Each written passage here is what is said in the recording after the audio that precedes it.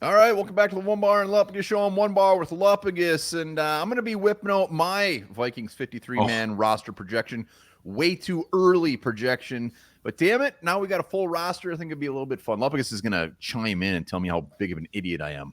Yeah, and I believe we're going to reverse roles on a future vid. I'm going to do my roster prediction. You're going to comment, and we're going to probably have, let's not kid ourselves, 3 or 4 before the actual 53-man roster is complete. So there's definitely things that are going to occur that's going to change our perspective of what happens here with this roster. Yeah, we're just taking a big old swing here, and comments below, and make sure hit that sub button. Hit that sub. Let's get to 11,800. We're going live tonight at 5:20. Some special guests will be on that show, but let's just do it. I'm starting off with the offensive side of the ball, and I'm just going to walk through this. So I didn't put every cut on there, just the notable ones.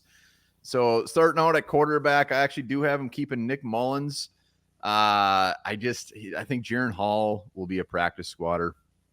I'm surprised. I thought you were on the not keeping Nick Mullins bandwagon, so I fully expected this to be. This is the way I see. I think it's going to happen. This isn't what I want to happen.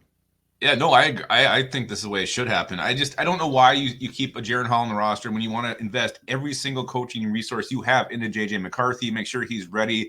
He's taking his development. He's hitting these benchmarks that KOC apparently has in place for him. So yeah, young quarterback like Jaron Hall, you can put him on the practice squad or just let him go. I think you keep Nick Mullins, and it's going to be close, but that's where I'm leaning right now. So I do agree with you on that. Yeah, no, Nick Mullins or Jaron Hall would have no problem. There's no sneaking him on the practice squad. I don't think. I think it's just like, hey, maybe we'll bring you back. Yeah. Running backs, pretty easy. Debo, maybe his practice squad. Myles Gaskin, but not much to really go over on the running back. Again, I wish there was something that was just making me argue with you. This is how I would have laid it out probably too. I'm not a Debo Mack fan after talking him up all last preseason. Yeah, you really thought that was the steal of the not even draft, like the century. Really disappointed me. It was horrible. And Kenny Nwangu, I don't know if he's 100% safe. We have some undrafted guys who do have returnability, so his job's not safe. But this is how I see it shaking out right now, too. All right, wide receiver.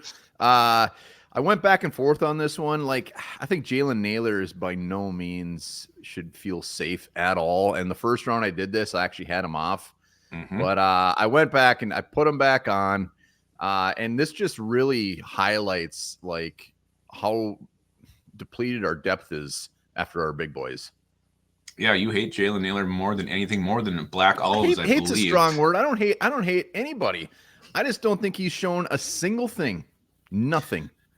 I think the only 3 that are safe are the top 3, Jefferson, Addison, and Powell. I think everything after that is a question mark. Sherfield, I think he probably makes the roster, and then anybody's guess who is 5 at this point. Jalen Naylor, maybe it's Harry, maybe it's Tristan Jackson, maybe it's one of these undrafted rookies.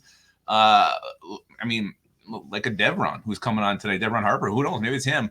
I think that spot is probably one of the more intriguing actual roster spots where we don't know who's going to end up winning that thing, and it's really up for grabs. Yeah, I think when all is said and done, somebody will end up sneaking on there, an undrafted free agent like a Ty James from Mercer. Maybe it is Devron Harper, maybe it's a Thayer Thomas from last year.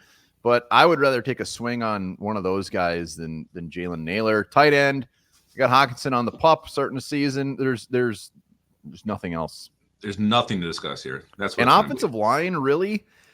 Like when you get to the Tyrese Robinsons and stuff like that, it's just like that's all we have. So really, the only ones who didn't make it were the undrafted free agents, and I wouldn't be surprised if a Doug Nestor sneaks on to this or a Spencer Rowland from North Carolina. But this is just kind of default. Like this is their depth chart right now, really. Yeah, it really is.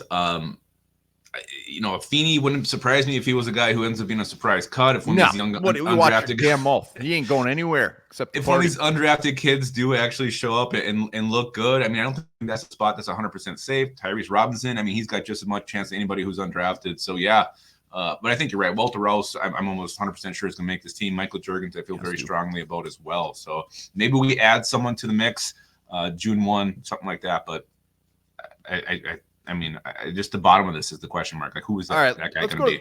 Let's go to defense. And there are some ones that you probably won't like on this one.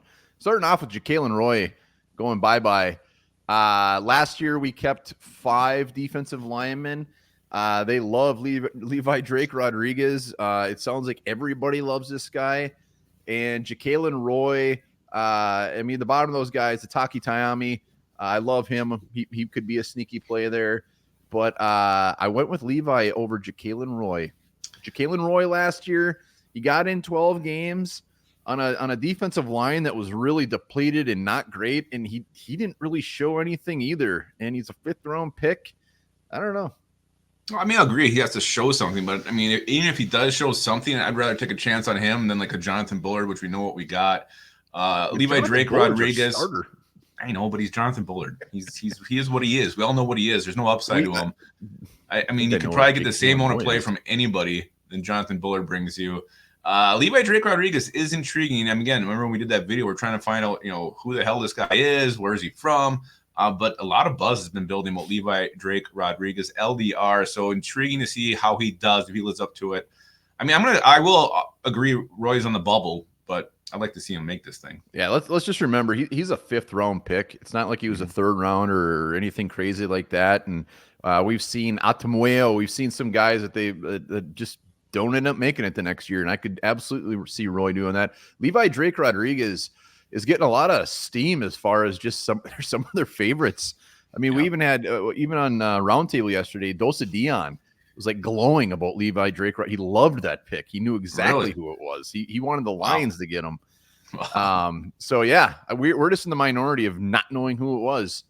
Linebackers. This was a very interesting one. And again, I kind of went with the numbers they kept last year. And Asamoah was easy for me when it came down the numbers. Andre Carter.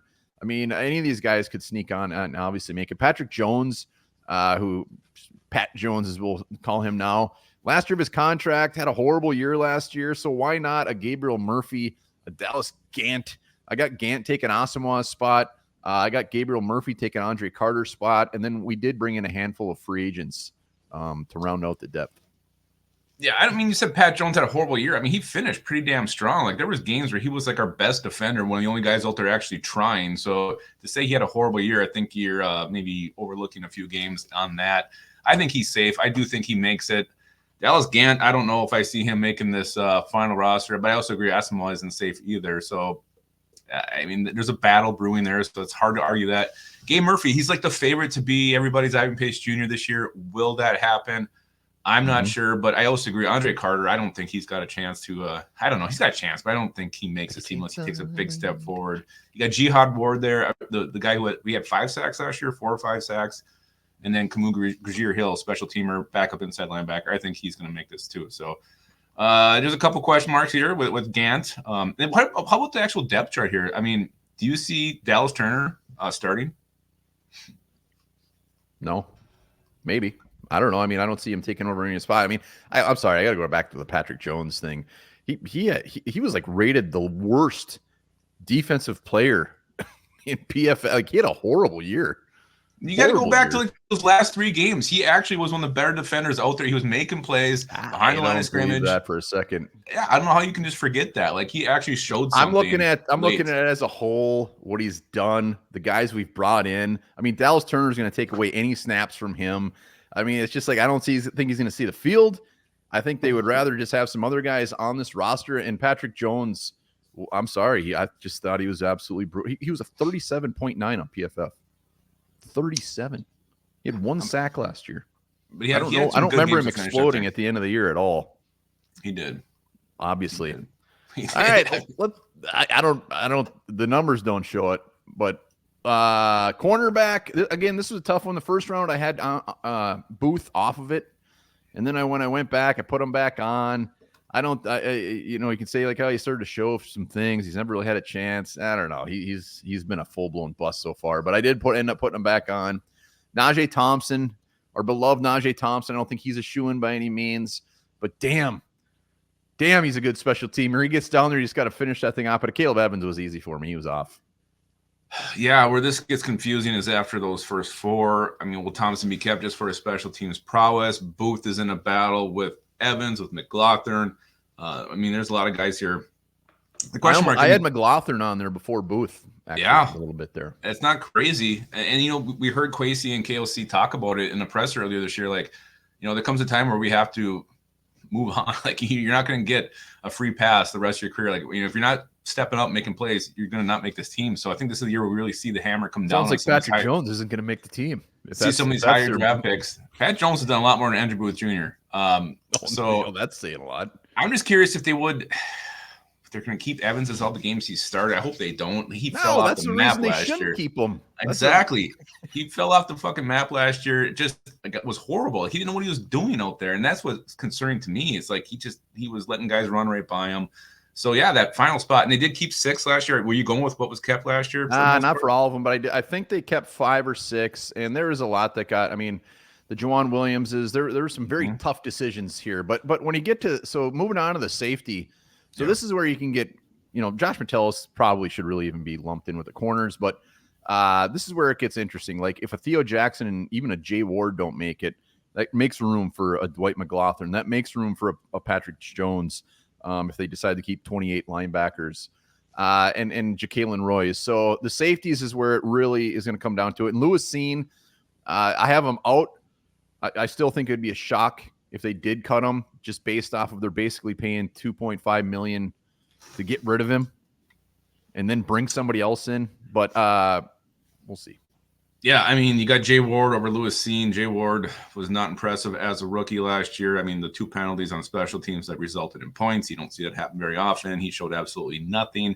The other thing, too, Kyrie Jackson was mentioned in one of the early summations of him after the draft that he could be moved to safety, too. So don't think he's just locked into corner. We kept 6 safeties last year. It'd be curious to see what happens with Lewis Seen, but I do think he has to show something to make this team. I don't think it's crazy to say that he gets cut, but Jay Ward also has to step up too. Yeah, I mean, Jay Ward, was he 4th rounder? 4th rounder, yeah. 4th rounder last year. Like, I know he hasn't shown anything, but other than get him off special teams. That's the first thing I do, and then just see if he can play safety. But I think they would keep Jay Ward over Lewis Seen at this point. I think they really would. I don't know. I think this is huge camp for both those guys. I don't think they're afraid to move on from either one. So, defense was definitely a lot tougher than the offense side of the ball, and then special teams was easy. Reichard right. So, yeah, I think the only way Reichard doesn't. I don't think Reichard. Only way he doesn't make this is if he just completely bombs the preseason and Romo hits like everything. Yeah, I think if anything were to be a wild card here, it would be Ryan Wright and the punter we just brought in. But I think this will be our boys. I think so too. What a solid group of special teamers there.